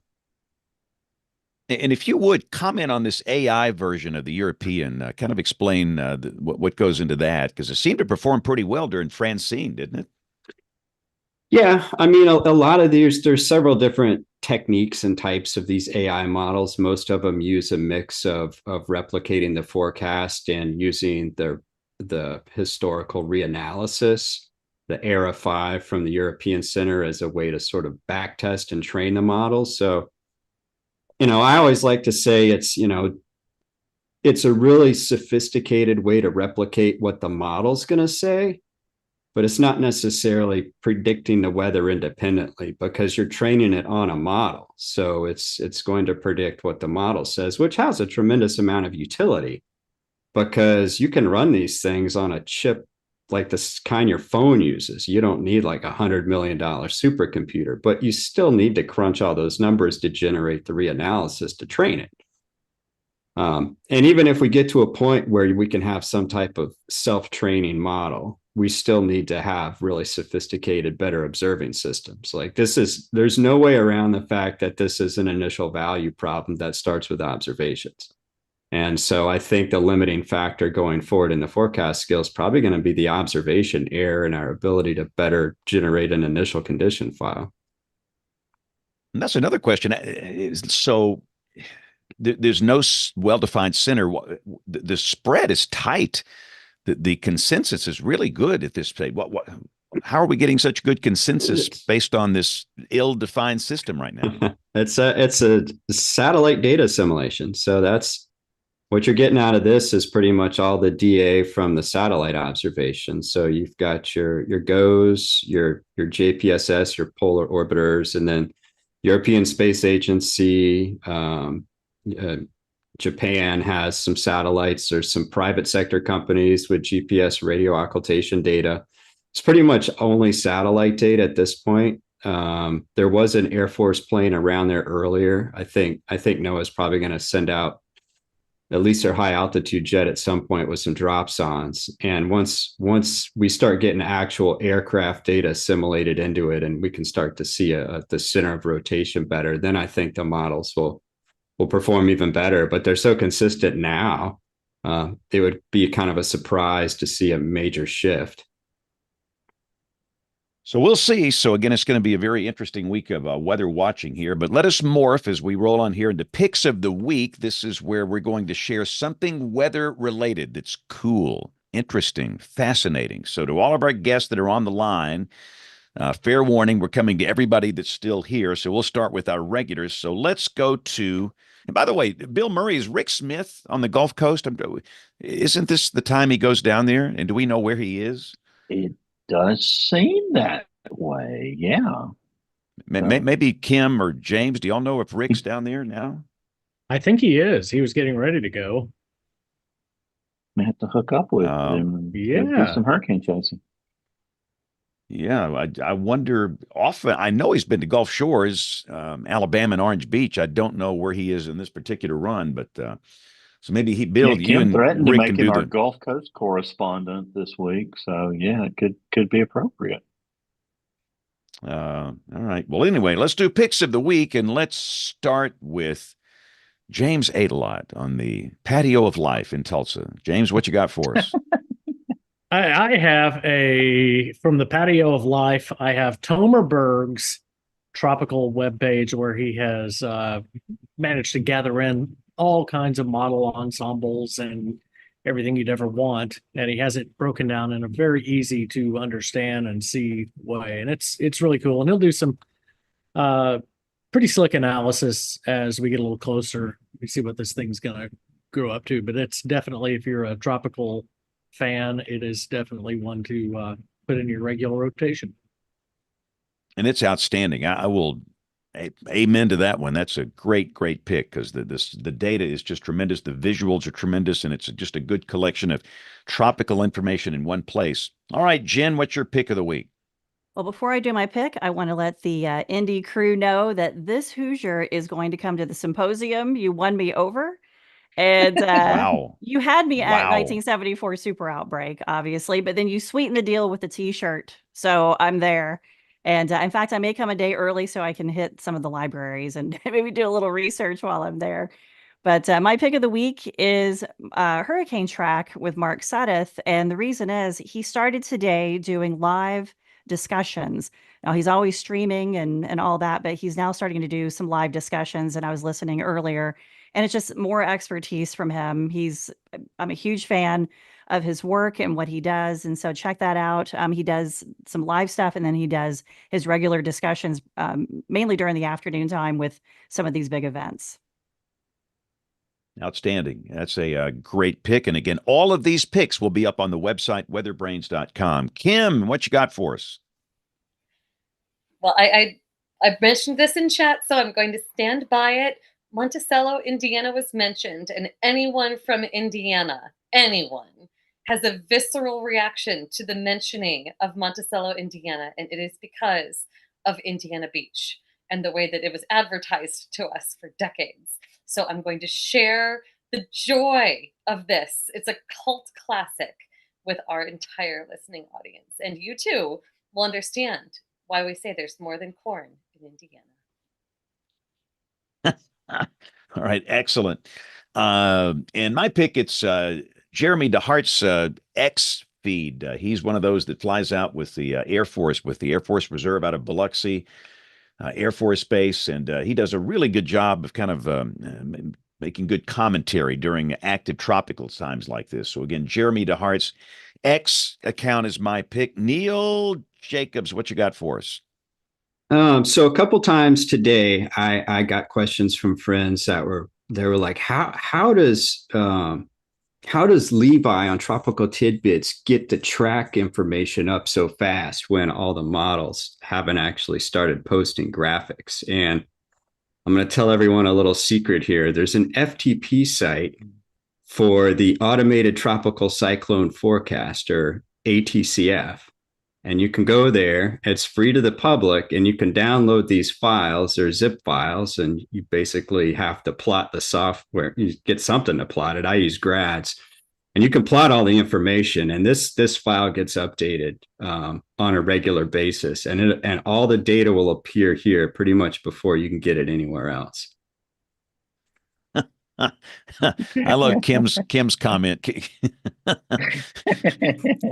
I said, and here's Neil empowering the next generation of social meteorologists. Here you go, fire away. Well, my goal is to arm them with actual legitimate information to plot instead of stupid things that they draw themselves. That's a laudable goal. Laudable goal. But no, I will say I've noticed it too on Levi's site that he gets that stuff up really quick. So now you know. See, if you watch this show, you learn things. But that's outstanding. All right, so let's go to our guests. Let's start with Mike. See, Mike, is Mike still here? Yep, I'm here. I'm here. All right, go. I'm here. Go. Well, we've chatted climate on a couple things tonight, so my pick is going to be with our great partners up at the Midwest Regional Climate Center at Purdue. They have a fantastic website, and Beth Hall and her team have been making upgrades, adding a lot of new products. But the particular area I want to hit on is their vegetation impact program. Jen mentioned it has been dry up here the last few weeks and crunchy, and this rain is welcome. I don't think it's going to put too much of a dent in the drought necessarily, but you can monitor some different things via the vegetation impact program. They have a lot of products in there that you can monitor. They're updated daily. And then for us, with what's coming up here as we get into October, is we're looking at frost freeze season, and we have a way that we can enter in that information and share it as we're going through that time of the year here in the fall. I think the frost and freeze conditions are certainly more important in the springtime as things are beginning to grow. But it's an impact coming up here as we shift into cooler weather here over the next 3, 4, 5 weeks or so.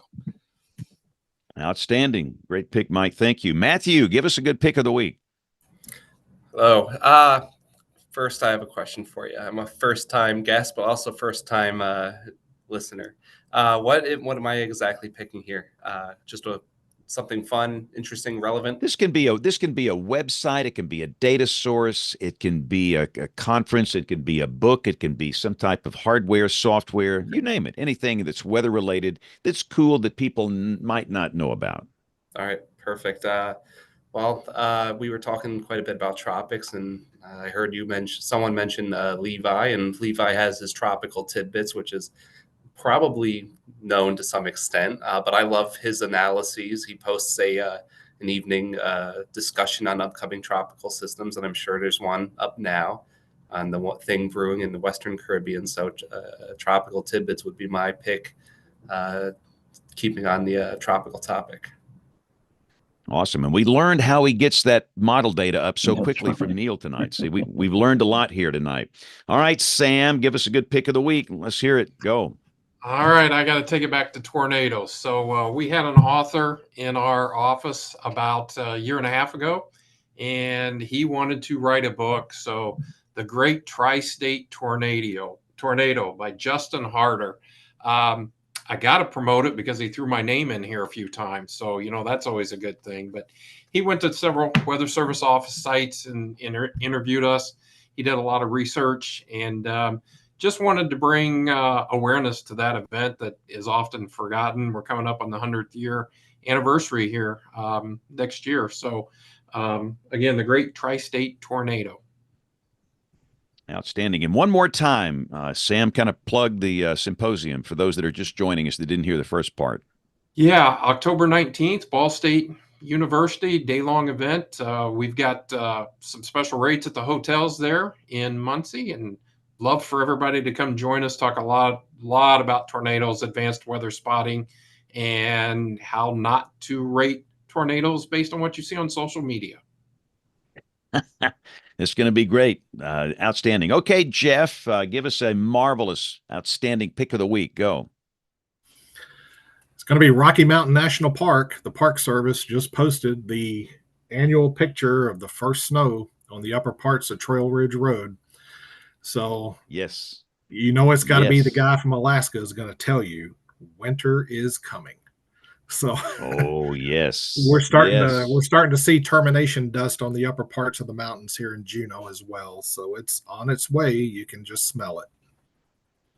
I saw some video from Alberta, up in Banff in that area of some snow a few days ago. So indeed, it is coming. Well, all right, Bill Murray, give us a good pick. Yeah, James, I'm actually going to take the Foghorn since everybody was in here on a pick tonight. So I'll give you a second to get your soundboard working there. But I am excited. Next week we'll have Mitch West, one of the fine young.